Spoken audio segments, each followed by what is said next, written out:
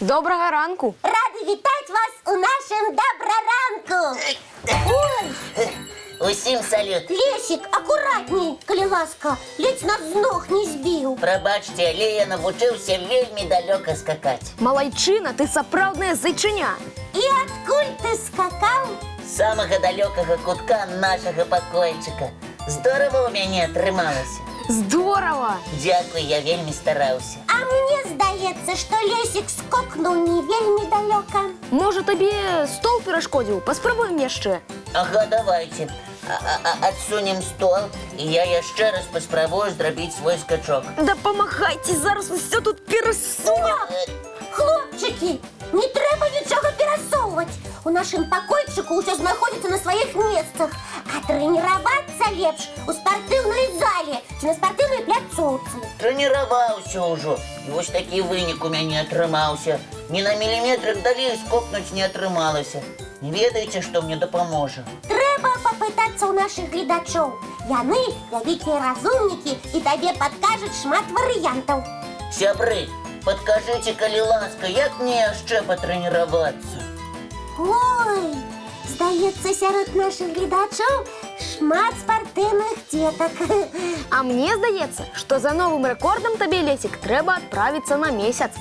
Гриша, ти зараз жартуєш? Ні, я вельми серйозно кажу. А давай ты возьмешь Лесика за одно вухо, я за другое, и на месяц его подкинем. Ось так. Ой, ви не казачитеся. Спочатку розтлумачте, як зв'язані скоки і місяць. Добре, зараз розкажу вам один секрет. И вы, сябры, уважливо слухайте. Що за секрет?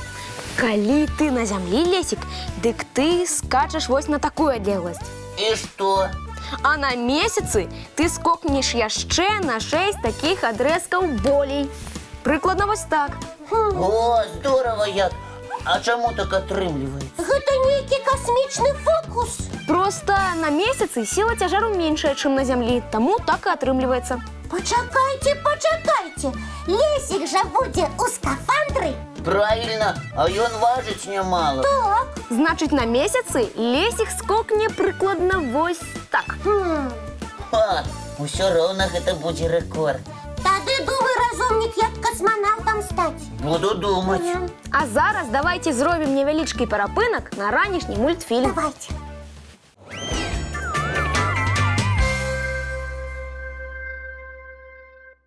А хто з вас хотів би хутчэй подрасти? Я не вельмі. Лепш трошки даўжэй заставацца дзіцём. І мне так здаецца. А вось падрасці на некалькі сантыметраў я б хацеў. Ну, хаця б на 1. Тады табе, Грышачка, таксама ў космос неабходна адпраўляцца. Ты лічыш, што ў скафандры я буду выглядаць вышэй? Правильно, вышэй і шырэй. Хто-небудзь ведае, што мае на ўвазе Кася? Як звязаны рост і космос? Дайце я пашукаю адказ у сваёй памяці. Шукай, шукай, разумник ты наш. Ой, здаецца, успомніў. Усе ў космосе становяцца вышэйшымі на 4-5 сантыметраў. Значыць, іншапланетяне, якія прыляцяць да нас, акажуцца значна ніжэйшымі, чым былі там, на сваіх далёкіх планетах. Але мы падкажам ім, што для таго, каб хутчэй падрасці, трэба кожны дзень пачынаць з ранішняй зарадкі. І з добраранка. А яшчэ можна глядзець нашы цікавыя мультфільмы і таксама патрошкі расці. Праверым? Давайте.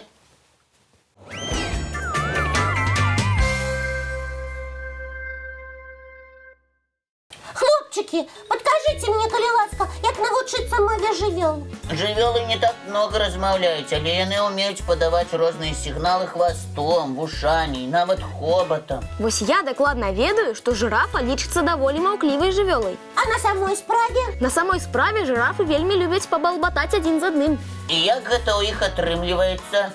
Аказваецца, жырафы могуць выдаваць такія гукі, якія не ўлавлівае вуха чалавека. Якія хітранькія гэтыя жырафы.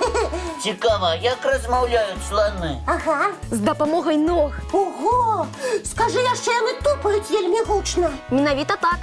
Сланы тупаюць, зямля трасецца, і другія сланы на вялікай адлегласці цудоўна разумеюць, што недзе ідуць іх суродзічы.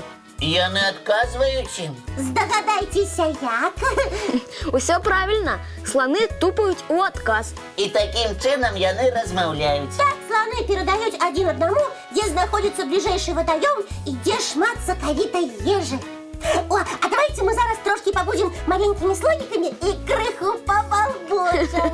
Дакладней потупаем. А теперь уявим, что мы веселые жирафы и вытягнем шеи. І пры гэтым не забываем усміхацца адзін аднаму. Так мы нават на адлегласці падорым усім цудоўны настрой. Мы дорым вам, а вы нам. А яшчэ мы хочам падарыць нашим гледачам цудоўны мультфільм.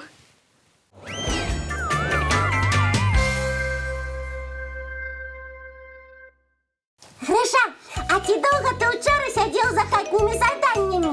Не вельмі, настаўніца папрасіла зрабіць зімовыя пейзажы. І што ты намаляваў? Дрэва, якое перед маім акном, і кармушку для птушак. Ой, як Мы яе з маімі братамі самі змайстравалі. Сябры, а вы паспелі змайстраваць кормушку для птушак? А ці ўсе ведаюць, якія прысмакі ў кармушку можна пакласці? Лепш за ўсё пакласці туды семечкі. Толькі яны павінны быць не салёныя і не смажаныя. Яшчэ можна пакласці проса. Папрасіце ў матулі жменьку зерня. І галоўнае, пакідаць пачастунак у кармушцы трэба кожны дзень. І лепш за ўсё у адзін і той жа час. Зараз мы адправімся на заняткі і возьмем з сабой пачастунак для птушак. Ага. І вы зрабіце тое ж самае.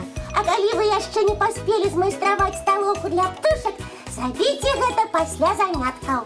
А яшчэ змайстраваную кармушку вы можете намаляваць ці сфотаграфаваць. Так, і даслаць нам. А самае прыгожае мы абавязкова пакажам усім нашым гледачам. Адрес памятаеце? 220 114, город Минск, улица Макаёнка, 9. Программа «Доброранок». Ці можна скарыстацца электронным адресам добраранок.tv@gmail.com. Мы вызначым пераможцаў, якія атрымаюць прызы ад нас і часопісаў «Няша». Жадаем усім самага цудоўнага дня. И новых открытий. Самых лепшых сяброў. И не забывайтеся, что с понедельника по пятницу зранку Мы сустракаемся У нашым добраранку! не проспите.